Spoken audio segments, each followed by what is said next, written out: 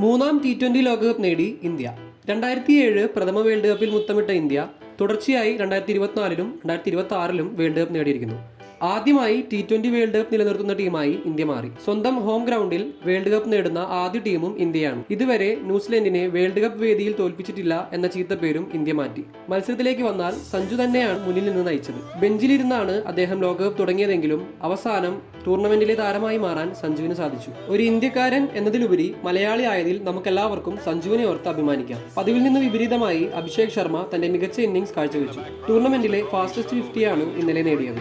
4 wickets വീഴ്ത്തിക്കൊണ്ട് Bumrah ബോളിംഗിൽ ഇന്ത്യയുടെ അമരക്കാരനായി. 14 wicket വീതം നേടിയ വരുണും ബുംറയുമാണ് ടൂർണമെന്റിൽ ഏറ്റവും കൂടുതൽ വിക്കറ്റ് നേടിയ ബൗളർമാർ. അക്ഷർ പട്ടേൽ എന്ന മാച്ച് വിന്നറും എന്നത്തെയും പോലെ ഇന്നലെയും അദ്ദേഹത്തിന്റെ ബെസ്റ്റ് പുറത്തെടുത്തു. മിഡിൽ ഓർഡർ തകർന്നപ്പോൾ ദൂബെ ഒരിക്കൽ കൂടി ഫിനിഷിംഗ് റോൾ ഭംഗിയായി നിർവഹിച്ചു. ഇഷാൻ കിഷാന്റെ പ്രകടനവും പ്രശംസ അറിയിക്കുന്നു. ഇന്ത്യയുടെ വിജയക്കുതിപ്പ് ഇനിയും തുടർക്കഥയാകട്ടെ എന്ന് ആശംസിക്കുന്നു.